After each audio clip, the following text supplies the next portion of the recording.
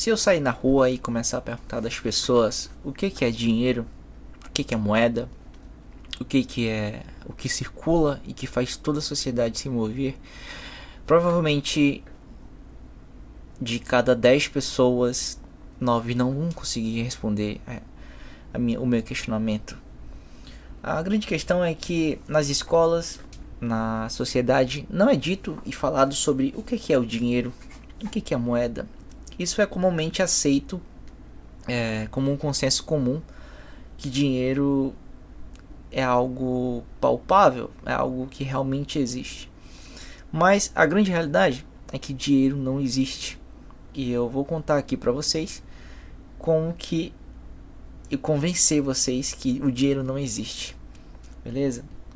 No começo das civilizações, a gente usava um estilo que se chama escambo. O que é o escambo? O escambo era troca, intermediação entre coisas, entre produtos. Entende? Então, por exemplo, se eu quisesse comprar leite de vaca, eu trocaria com outra pessoa que produziria algum outro tipo de produto, entendeu? Ou isso também poderia servir para serviço ou algo do tipo. Ou seja, as trocas eram sem intermediação de moeda, sem intermediação de dinheiro. Só que existem vários problemas que acontecem nesse escambo, nessa troca entre coisas entre um e outro. A gente vai ter problemas aí de divisão, a gente vai ter problemas de precificação. Então uma coisa pode ser precificada por uma pessoa e ele achar que é muito mais e o outro achar que não. A gente não vai conseguir vender grandes quantidades. Por exemplo, imagina o cara que produz, sei lá, que vai ter que trocar um boi, uma vaca, e ele quer trocar por outras coisas em grande quantidade. O cara não tem a quantidade certa para entregar para ele, de tudo mais. Como é que ele vai dividir se o cara quiser, sei lá, meio boi? Enfim, são diversos problemas, mas a sociedade ela vivia desse jeito. Só que foram criadas aí moedas, né? Com o tempo foram criadas moedas e moedas metálicas. Começou com outro tipo de moedas sem ser metálicas e depois passou a ser moedas metálicas. E cada uma teve aí a sucessão da outra e muito devido ao seu valor, porque eram criadas algumas moedas, só que algumas moedas eram muito fáceis de fazer e aquilo ali causava a perda do poder de compra, a perda do valor.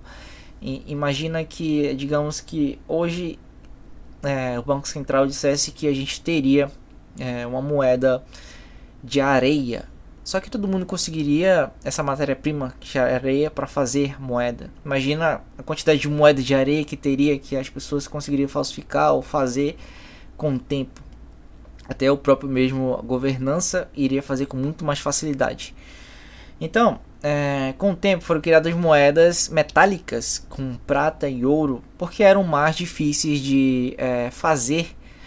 Então não poderiam ser feitas em abundância, ou seja, aquela expressão de imprimir dinheiro não poderia ser feita aquela cópia de dinheiro, porque metal, no caso prata e ouro, é mais escasso do que outros tipos de moedas que já tinham sido criadas. E aí a gente vai evoluindo. As moedas metálicas conseguiram resolver muitos problemas, mas a partir de um tempo começou a se criar outros problemas também com a moeda metálica e com moeda de ouro e moeda de prata, que era o problema de transferência, o problema de logística. Imagine que existem mercados muito grandes e eles compram produtos e insumos muito grandes de outros locais, então eles têm que fazer o pagamento e tem que fazer toda uma logística para mandar esse pagamento. E foi aí que nós evoluímos. Lá na China foi criada o papel moeda, que eram basicamente certificados que diziam que aquele valor ali tinha valor. No caso, digamos que aquele documento estava falando, esse documento aqui está assinado e autenticado dizendo que tem R$1.000, que tem R$5.000, que não era nem reais, que tem que ele é válido. Aí você ia com esse papel num banco mais próximo, um banco que existia, enfim, foi criado na China. E você fazeria a troca ali e conseguiria sacar ali por outras coisas, no caso o ouro, entende? Então foi aí que foi criado o papel moeda. E desde então a gente e a sociedade começou a adotar o papel moeda como um todo, pela facilitação de transporte, pelo valor que se foi criado. E até então o papel moeda ele era vinculado ao ouro. Ele era vinculado, ou seja, a gente não poderia produzir ou imprimir ou copiar ou despejar na economia dos países maior quantidade do nada. Teria que ser atrelado, tinha um vínculo ali com o ouro, entende? Então ela estava totalmente atrelada ao ouro e não poderia ser produzido a mais do que a quantidade que tinha e que se produzia de ouro. E é exatamente por isso que o ouro é uma das maiores reservas de valor que existe hoje. Só que em 1971 aconteceu uma coisa que foi a quebra do padrão ouro. O presidente Nixon fez esse grande feito e tirou, por exemplo, a moeda que no caso era o dólar, que é a moeda mais forte, uma das moedas mais fortes, tirou o lastro do ouro. Ou seja, basicamente a partir desse momento ele foi dito que o governo, o Banco Central, as instituições poderiam despejar maior quantidade de dólares na economia por motivo que eles quisessem, entende? Então se criou um consenso ali que eles confiariam ali na soberania e na confiança no Estado ali sobre o despejo e as cópias e impressão de dinheiro. E foi aí que começou todos os outros coisas que aconteceram com as outras moedas: impressão em massa, inflação. E o grande vilão que nós temos hoje na sociedade de economias é uma coisa chamada inflação, que o aumento do preço, no caso, é só consequência. Ele não é realmente, a inflação não é um aumento do preço. Ele na verdade são vários fatores, e um fator primordial para a inflação é o aumento da base monetária. E o que é o aumento da base monetária, rapaziada? O aumento da base monetária é mais dinheiro despejado na economia, sem com que a produtividade aumente igual. Basicamente é como se eu estivesse jogando num jogo de banco imobiliário e eu tirasse ali dinheiro do nada para começar a jogar. E quando acontece esse despejo de quantidade grande de moedas na economia, acontece a perda do poder de compra. Então é exatamente por isso que, por exemplo, nos anos 2000, 2001, 2002, o salário mínimo era muito menos. Nosso poder de compra era muito maior. Para vocês terem uma ideia, quando o Plano Real, que foi implementado a nossa moeda, o real brasileiro, em 1971, ele era rebatido pelo dólar. Então o real era igual a um dólar, entende? Então até lá a gente já sofreu uma perca gigantesca do poder de compra. A gente já perdeu em valor na nossa moeda cerca de 83%. Ou seja, digamos que em 91, 94, que foi criado o Plano Real, eu tivesse R$1 milhão. E se eu fizesse a correção pelo IPCA, que é o índice de inflação, e corrigisse, eu teria que ter pelo menos hoje 7 a 8 milhões para ter o mesmo poder de compra. Isso baseado no IPCA, que é o índice de inflação, que é o principal aí do Brasil, que eu acredito que seja muito mais para ter o poder de compra. Então, rapaziada, é exatamente por isso que a gente não consegue acumular riqueza, está cada vez mais difícil. É exatamente por isso que a nossa geração está cada vez mais difícil de sair da casa dos pais. Entende? Existe uma grande diferença de gerações. Quando a geração anterior tinha uma possibilidade de um poder de compra muito maior, principalmente em quesito de compra de imóveis, compra de terrenos, entende? Eles compravam terreno com muito mais facilidade, com muito menos dinheiro do que a gente. E isso está totalmente também atrelado à taxa de fecundidade da população brasileira. Então, nos anos de 1960, a taxa de fecundidade era 6. Ou seja, uma mulher, em média, na sua vida, tinha em média 6 filhos em 1960. E ali foi decaindo. Hoje estamos em torno de 1,6, 1,5 a taxa de natalidade. E tudo isso também é um outro fator que influencia diretamente na economia para com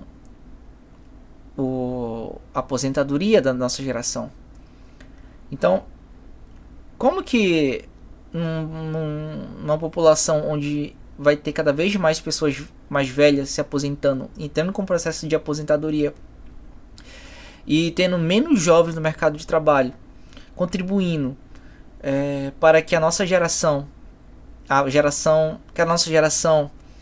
se aposente, vai ter que tirar recursos de outras coisas.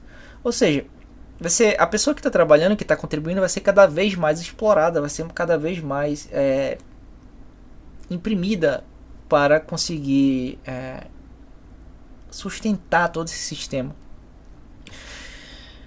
E enquanto isso, a moeda vai perder cada vez mais o seu valor, porque é uma moeda fiat, uma moeda centralizada, uma moeda que está cada vez mais e vai cada vez mais, como todas as outras moedas, e perdendo valor a cada ano, a cada década, fazendo com que a geração e os brasileiros tenham pouco capital de riqueza poupado. São cada vez mais difícil você conseguir poupar. Claro que existem oportunidades de mercado para tudo e tudo mais, mas em geral é exatamente por isso que a classe média está cada vez mais comprimida. É por isso que as pessoas que eram pobres estão cada vez mais pobres, e a galera que fica rica, que eram ricos há muito tempo atrás, ficaram cada vez mais ricos. É como se como que fala? A gente tem uma parte de baixo, do meio e em cima, que são faixa econômica. Enfim, esqueci. Está cada vez diminuindo mais essa parte do meio, onde tinham brasileiros ali que tinham um valor econômico médio. Enfim, esqueci o termo que se chama isso.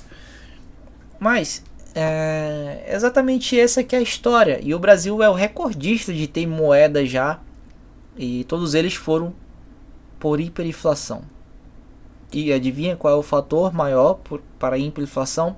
O aumento de base monetária, a estabilidade política, corrupção. E adivinha o que está acontecendo hoje, no ano de 2025? O que isso te faz questionar? O que isso te faz refletir sobre a sociedade, sobre a economia, sobre o que é dinheiro? Sacou? Entende que existem vários dados e sinais que a gente consegue analisar, que são meio que repetições de uma história que já passou e continua passando da mesma forma, do mesmo jeito. Muda-se ali algumas sinalizações ali, porque são gerações e gerações, tecnologia e tudo mais, mas é a mesma historinha, só que com uma capa diferente, algumas páginas a mais ou a menos. É a mesma coisa, vai acontecer e continua acontecendo. Enfim, e eu te pergunto, depois de todo esse pensar, de todo esse enredo que eu criei aqui pra você, que eu estudei bastante para poder chegar em tudo isso que eu acabei de falar pra vocês, o que é dinheiro pra você? O que é riqueza? E com essa indagação eu fico por aqui. Esse foi o vídeo de hoje. Eu espero que você tenha gostado desse conteúdo. Curta e se inscreva caso você tenha gostado. Eu vou deixar um vídeo aqui da minha playlist, onde eu faço outros questionamentos.